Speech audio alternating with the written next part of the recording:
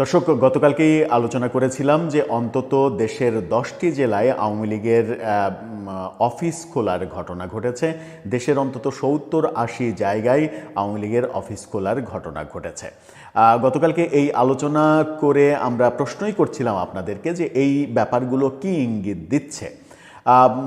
এই আলোচনা করতে করতেই গত রাতে একটা ঘটনার জন্ম হয়েছে। সেটা হচ্ছে যে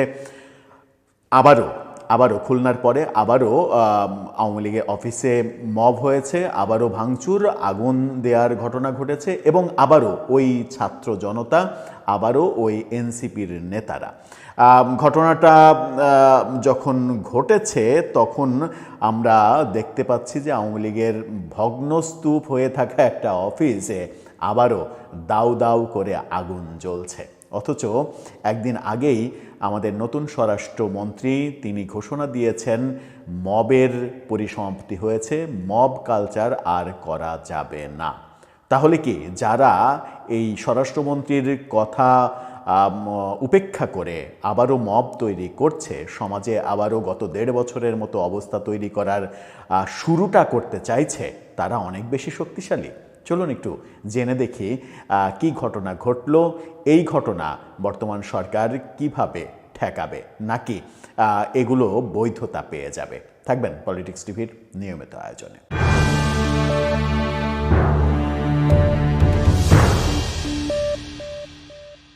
দর্শক, যে ঘটনাটা বলছিলাম সেই ঘটনাটা ঘটেছে ময়মনসিংহে। ময়মনসিংহ এলাকাটা আওয়ামী লীগ অধ্যুষিত এলাকা। আওয়ামী লীগের দাপট বহু বছর ধরেই ঐতিহাসিকভাবে এই এলাকাটায় আওয়ামী লীগের দাপট। সেই এলাকাতেই বীর বিক্রমে এনসিপির নেতারা, বৈষম্য বিরোধী আন্দোলনের নেতারা গিয়ে আওয়ামী লীগের অফিসে, যে অফিসটা ভাঙচুর করে রাখা হয়েছে, সেই অফিসের জানালা, দরজা, ইট কোনো কিছুই ঠিক নেই, একটা ভগ্ন স্তূপ। সেই ভগ্ন স্তূপে আওয়ামী লীগের নেতাকর্মীরা সেখানে, যদিও তাদের দোষ রয়েছে, অতি উৎসাহী হয়ে সেখানে গিয়ে ওই ভগ্ন স্তূপের মধ্যে বঙ্গবন্ধুর ছবি টাঙানো, পতাকা উড়ানো, মিছিল দেওয়া, মালা দেয়া, এই ঘটনাগুলো ঘটিয়েছে। তাতে চক্ষুশূল হয়েছে এবং আবার মনে হয়েছে যে আবারও মব করতে হবে। কেন ওই বিল্ডিংটা এখনও দাঁড়িয়ে থাকবে, গিয়ে বিল্ডিংটা মাটির সঙ্গে মিশিয়ে দিতে হবে বুলডোজার দিয়ে। তবে বুলডোজার যায়নি, এটা একটা ভালো খবর বোধহয়। কি বলছে গণমাধ্যম? প্রথম আলো গত রাতে লিড নিউজ করেছে তাদের ওয়েবসাইটে। তারা বলছে, তারাকান্দায় আওয়ামী লীগের কার্যালয়ে বৈষম্য বিরোধীদের বিক্ষোভ, আগুন। ছবিতে আপনারা দেখলেন যে দাউ দাউ করে আগুন জ্বলছে। ময়মনসিংহের তারাকান্দায় কার্যক্রম নিষিদ্ধ আওয়ামী লীগের দলীয় কার্যালয়ে গিয়ে বিক্ষোভ করেছেন বৈষম্য বিরোধী ছাত্র আন্দোলন ও এনসিপি নেতাকর্মীরা। বৃহস্পতিবার রাতে বিক্ষোভের সময় পোড়া কার্যালয়টির ভেতরে আবারও আগুন ধরিয়ে দেয়া হয়। বৃহস্পতিবার সকালে পুড়িয়ে দেওয়া আওয়ামী লীগের কার্যালয়ে ব্যানার ও জাতীয় পতাকা টাঙিয়েছিলেন কার্যক্রম নিষিদ্ধ দলটির নেতাকর্মীরা। স্থানীয় সূত্রে জানা গেছে, সকাল 7টার দিকে 10 সদস্যের একটি দল তারাকান্দা বাসস্ট্যান্ড এলাকায় শহীদ মিনারের সামনে ভাঙা পোড়া কার্যালয়ে ঢুকে সংক্ষিপ্ত বক্তব্য দেওয়ার পর দ্রুত স্থান ত্যাগ করে। এই ঘটনার একটি ভিডিও সামাজিক যোগাযোগ মাধ্যম ফেসবুকে ছড়িয়ে পড়েছে। 24-এর গণ অভ্যুত্থানে শেখ হাসিনার পতনের পরে তারাকান্দা উপজেলা আওয়ামী লীগের 3তলা বিশিষ্ট কার্যালয়ে ভাঙচুর চালানো হয়েছিল, আগুন ধরে দেওয়া হয়েছিল। ভবনটি একেবারে বিধ্বস্ত ভবন। দীর্ঘদিন ধরে সেটি পরিত্যক্ত অবস্থায় পড়েছিল। বৃহস্পতিবার সকালে সেই কার্যালয়ে ঢুকে কার্যক্রম চালুর ঘোষণা দেন কয়েকজন, তবে তারা দ্রুত বক্তব্য দিয়ে স্থান ত্যাগ করেন। এই ঘটনার খবর ছড়িয়ে পড়লে উত্তেজনা তৈরি হয়। বৈষম্য বিরোধী আন্দোলন এবং এনসিপি নেতৃবৃন্দের মধ্যে তীব্র ক্ষোভ তৈরি হয়। তাদের কি বলবো, যে বিদ্রোহের আগুন জ্বলে ওঠে ভেতরে। বৃহস্পতিবার রাতে কার্যালয়টির ভেতরে গিয়ে বিক্ষোভ করা হয়। একসময় পুরা কার্যালয়টির ভেতরে আগুন ধরিয়ে দেয়া হয়, দেয়ালের ইট আবারও ভাঙা হয়। পরে বিক্ষোভকারীরা তারাকান্দা থানায় গিয়ে জড়িত সবাইকে গ্রেপ্তারের দাবিও জানান। এই ঘটনা যখন ঘটছে, বৈষম্য বিরোধী আন্দোলনের কেন্দ্রীয় কমিটির সমন্বয়কারী আল নুয়াস এই মব করে আবার তারা গণমাধ্যমে সাক্ষাৎকারও দিয়েছে। আল নূর আয়াস জাতীয় যুবশক্তির জেলা আহ্বায়ক এনসিপির ময়মনসিংহ জেলা কমিটির সদস্য মাসুদ রানা, বৈষম্যবিরোধী আন্দোলন জেলার যুগ্ম সদস্য সচিব তৌহিদ আহমেদ প্রমুখ ছিলেন। কেন্দ্রীয় কমিটির সমন্বয়কারী আল নূর আয়াস তিনি বলেছেন, আওয়ামী লীগ প্রকাশ্যে কার্যক্রম শুরু করেছে দেখে আমরা সেখানে গিয়ে স্টিকারগুলো ছিঁড়ে আগুন ধরিয়ে দিয়েছি, দেয়াল ভেঙেছি, কার্যালয়টির একটি গেট ছিল সেখানেও তালা দিয়ে দিয়েছি। তিনি আরও বলেন, আমরা থানায় গিয়ে পুলিশকে বলে এসেছি নিষিদ্ধ সংগঠনের যারা আছে তাদের যেন গ্রেপ্তার করা হয়। মানে এখনও তাদের ওই প্রফেসর ইউনূসের আমলের ওই মবের রাজত্ব চলছে, যে থানায় গিয়ে বলবে এ আওয়ামী লীগ, ও আওয়ামী লীগ, ওকে ধরো ওকে ধরো, এরকমভাবেই কি চলবে?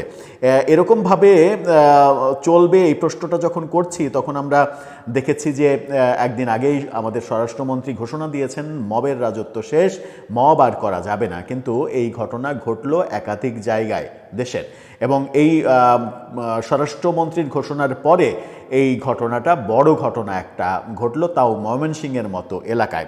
এখন এই ঘটনা যে এনসিপি কেন্দ্রীয়ভাবে ঘটাচ্ছে তার একটা প্রমাণ দরকার। প্রমাণটা দৈনিক যুগান্তরের এই শিরোনামটা। সেখানে নাহিদ ইসলাম বলছেন, গ্রিন সিগন্যাল ছাড়া আওয়ামী লীগ কার্যালয় খোলার সাহস পেত না। অর্থাৎ নাহিদ ইসলাম সরাসরি এই আওয়ামী লীগ অফিস বিভিন্ন জায়গায় পতাকা ওড়ানো হচ্ছে, খোলা হচ্ছে, এটার জন্য বিএনপিকে ব্লেম দিয়েছে এবং বিএনপির গ্রিন সিগন্যালে এটা হয়েছে। সেই কারণেই হয়তো তারা দলীয়ভাবে সিদ্ধান্ত নিয়েছে যে এই বিএনপি যতই গ্রিন সিগন্যাল দিক না কেন, আমরা যেহেতু এই দেশের মানে 2.0 বাংলাদেশ 2.0 মালিকানা যেহেতু আমাদের ছিল, সেহেতু এখনও আমরা মালিকানা যেন আমাদের থাকে, সেই কারণে আমরা আবারও নতুন করে মব তৈরি করব, নতুন করে কিছু করব। এখন ব্যাপার হচ্ছে, আপনি যদি মনেই করেন যে ওখানে কোনো অপরাধী গিয়েছিল, কোনো অপরাধী এই কাজটা করেছে, তার নামে হত্যা মামলা রয়েছে, যদিও সারা দেশে যে হাজার হাজার মামলা হয়েছে তার বেশিরভাগই মিথ্যা মামলা। বেশ কিছু সত্য মামলার পাশাপাশি লক্ষ লক্ষ মানুষকে মিথ্যা মামলার আসামি করা হয়েছে, এগুলো আমরা জানি, একেবারে স্পষ্ট। বিভিন্ন বেসরকারি প্রতিষ্ঠানের প্রতিবেদন, গবেষণা প্রতিবেদন, এগুলোর মাধ্যমে উঠে এসেছে ব্যাপারগুলো। কিন্তু তারপরেও এই ধারা যদি বন্ধ না হয় সেটা একটা বড় ব্যাপার হবে। গতকালকে রাতে প্রথম আলো এই গ্রিন সিগন্যালের, নাহিদ ইসলামের গ্রিন সিগন্যালের ব্যাপারটা খুবই গুরুত্ব সহকারে নিউজ করেছে এবং সেটার ভিত্তিতে এনসিপি একটা প্রশ্ন তোলার চেষ্টা করছে যে বিএনপি গ্রিন সিগন্যাল দিয়ে এই কাজগুলো করাচ্ছে কারণ নির্বাচনে বিএনপি আওয়ামী লীগের সহায়তা নিয়ে জিতেছে। ভোটে যদি আওয়ামী লীগের ভোটাররা বিএনপিকে ভোট দেয় এবং বিএনপি যদি ক্ষমতায় এসে ইনক্লুসিভ রাজনীতি করতে চাই, যারা অপরাধী তাদের শুধু বিচার হবে, যারা নিরপরাধ তারা রাজনীতি করবে, এই নীতিতে যদি বিএনপি যেতে চায়, সেখানে গ্রিন সিগন্যাল থাকলেই বা সমস্যা কি? দেশটা কি কারো বাপদাদার যে কেউ একা একাই বাস করবে দেশে, অন্য কেউ বাস করবে না? আমরা এই প্রসঙ্গে খুবই সুন্দর একটা উদাহরণ দিতে চাই। এই তো দুদিন আগেই একটা ভিডিওতে আমরা বলেছিলাম যে এনসিপি নেতারা রাজু ভাস্কর্যের ওখানে এবং আরও বিভিন্নভাবে আসিফ মাহমুদ সজীব ভূঁইয়াও যেটা বিভিন্নভাবে দাবি করছেন, রাজু ভাস্কর্যের ওখানে একটা ভিডিওতে আমরা দেখিয়েছিলাম যে এনসিপির এক নেত্রী বলছেন যে বিএনপি বিজয়ী হওয়ার পরে মানে এনসিপি জামাতের উপরে টর্চার করছে, অত্যাচার করছে, ঘরবাড়ি জ্বালিয়ে দিচ্ছে, মারধর করছে। এই দেশটা কি শুধু বিএনপির? তারাই দেশে থাকবে? এনসিপি জামাতের লোকজন বিরোধী দলে বলে কি তারা এখন দেশে থাকবে না? এই যে প্রশ্ন করেছিলেন, এই অসাধারণ প্রশ্নটা বাংলাদেশের প্রেক্ষাপটে খুবই গুরুত্বপূর্ণ। সেই প্রেক্ষাপটেই আমরাও বলেছিলাম যে অবশ্যই এনসিপি এবং জামাত পরিপূর্ণ অধিকার নিয়ে বাংলাদেশে থাকবে, কিন্তু যে মুহূর্তে দাঁড়িয়ে আপনি এই প্রশ্নটা করছেন, সেই মুহূর্তে দাঁড়িয়ে অন্য কেউ যদি আপনাকে এরকম প্রশ্ন করে যে এই নির্বাচনের ফলাফলের আগ পর্যন্ত, নির্বাচনের আগে পর্যন্ত আওয়ামী লীগের বিরুদ্ধে আপনারা যা করেছেন, আওয়ামী লীগের সাধারণ কর্মী সমর্থক ভোটারদের বিরুদ্ধে যে কাজগুলো করেছেন, আওয়ামী লীগের শত শত যে কার্যালয় তো আর কোনো অপরাধ করেনি, কার্যালয় ভেঙে মব তৈরি করা, 32 ভেঙে মব তৈরি করা, এই কাজগুলো যেগুলো করেছেন আপনারা, তখন কি আপনাদের মনে ছিল না যে আওয়ামী লীগ যারা করে কিংবা যারা সমর্থক, একেবারে নিরপরাধ যারা সমর্থক, তারাও এদেশের নাগরিক, তাদেরও এদেশে বসবাস করার, নিরাপদে বসবাস করার অধিকার রয়েছে? আমার মনে হয় যে নিজেরাই একবার অভিযোগ করছেন যে আমাদের কি অধিকার নেই বেঁচে থাকার কিংবা দেশে বাস করার, আবার নিজেরাই ভুলে যাচ্ছেন যে প্রতিপক্ষের উপরে মব তৈরি করলে কি অবস্থা তৈরি হয়। দর্শক, এই যে দ্বিচারিতা, এই যে স্ববিরোধিতা, এই স্ববিরোধিতার রাজনীতি আমাদের আর কতকাল দেখতে হবে। আবার এই ঘটনা যখন বলছি তখন আর একটা অন্য ঘটনা ঘটেছে। এনসিপির একটা বিবৃতি আমরা দেখেছি, সেই বিবৃতিটা আপনারা দেখে নিন, প্রথম আলোরই রিপোর্ট। সেখানে বলা হচ্ছে যে বাসসের এমডিকে মব ও এখন টিভির 4 সাংবাদিককে শোকজের ঘটনায় এনসিপির প্রতিবাদ। তারা দাবি করছে যে বাসসের যে এমডি তাকে মব তৈরি করে বাসস থেকে বের করে দেওয়া হয়েছে। এখন টেলিভিশনের 4 জন সাংবাদিক তাদেরকে বের করে দেওয়া হয়েছে, চাকরি খেয়ে ফেলা হয়েছে। তারা জুলাইয়ের পক্ষে ন্যারেটিভ তৈরি করতেন, এই কারণে এই কাজটা করা হয়েছে।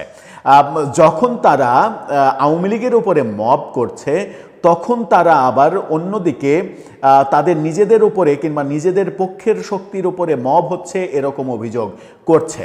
তো আপনি যদি মবের অবসানই চান, যদি মনে করেন যে বাসসের এমডি আপনাদের সমর্থক, মানে আপনাদের হয়ে কাজ করেছে, তার বিরুদ্ধে দুর্নীতিরও অভিযোগ তদন্ত হচ্ছে, এরকম তথ্য গণমাধ্যমে এসেছে, যদি তিনি নির্দোষ হয়ে থাকেন, তার বিরুদ্ধে যদি মব হয়ে থাকে, তাহলে সেটা ন্যাক্কারজনক। সেটার যেমন প্রতিবাদ করছেন, এখন টেলিভিশনের 4 জন সাংবাদিকের চাকরি চলে গেছে এই প্রতিবাদ করছেন, তখন আপনাদের জোটের লোকজন যখন প্রথম আলো ডেইলি স্টার পুড়িয়ে দিয়েছিল তখন কি হয়েছিল, যখন ছায়ানট পুড়িয়ে দিয়েছিল তখন কি হয়েছিল, যখন মোস্তফা সরোয়ার ফারুকীকে প্রশ্ন করার জন্য 3-4 জন সাংবাদিকের চাকরি চলে গিয়েছিল তখন আপনারা কোথায় ছিলেন, যখন এনসিপির এক নেতা সম্পর্কে অফলাইনে লাইভ শেষ হয়ে যাওয়ার পরে অফলাইনে একজন মন্তব্য করা এখন টিভির এক সাংবাদিকের মন্তব্যকে কেন্দ্র করে মন্তব্যটা যখন, সেই ভিডিওটা যখন বাইরে চলে আসে, তখন তার যে চাকরি চলে গেল, তখন আপনারা কি করেছিলেন? এনসিপির এক নেতাকে একটু কটু কথা, অফলাইনে, তাও অনলাইনে না, অফলাইনে তাদের অফিসে সেই রেকর্ডটা বাইরে চলে এসেছিল, তার চাকরি চলে গিয়েছিল, তখন আপনারা কোথায় ছিলেন? বাংলাদেশে এই যে বহু মানে গণমাধ্যম দখল হয়ে গেল, এই দখল কারা করলো? এই দখলের সময় আপনারা কোথায় ছিলেন? তখন আপনাদের এখন টেলিভিশনের 4 জন সাংবাদিকের জন্য যে দরদ মনে হচ্ছে, এই দরদটা অবশ্যই পজিটিভ দরদ, এই দরদ থাকতে হবে, কিন্তু এর আগে এই দরদ ছিল না কেন? এর আগে সাংবাদিকদের হেনস্থা করার সময় এই দরদটা ছিল না কেন? আনিস আলমগীরকে যখন জেলে নেওয়া হয়, মঞ্জুরুল আলম পান্নাকে যখন জেলে নেওয়া হয়, তখন এই দরদটা কোথায় ছিল? যে তাদের উপরে মব তৈরি করে জেলে নেওয়ার যে ঘটনা, সেই ঘটনার সময় আপনাদের এই দরদটা কোথায় ছিল? সেই প্রশ্নগুলো আসবে। এই প্রশ্নগুলো যখন আসবে, তখন ব্যাপারগুলো স্ববিরোধী হয়ে যায়। আপনি একদিকে নিজেদের উপরে কিংবা নিজেদের পক্ষের সাপোর্টারদের উপরে মব তৈরির অভিযোগ করবেন সরকারের কাছে, আবার অন্যদিকে নিজেরা গিয়ে আপনার প্রতিপক্ষ যে তার উপরে মব তৈরি করবেন। এই দ্বিচারিতার রাজনীতি বাংলাদেশে বেশি দিন টিকবে না। দর্শক, আপনার মতামত জানিয়ে লিখতে পারেন আমাদের কমেন্ট বক্স। দর্শক, সম্পূর্ণ ভিডিওটি দেখলেন, আশা করি বিষয়টি বুঝতে পেরেছেন। এই নিয়ে আপনার গুরুত্বপূর্ণ মন্তব্যটি অবশ্যই কমেন্ট বক্সে জানিয়ে দিবেন। ধন্যবাদ।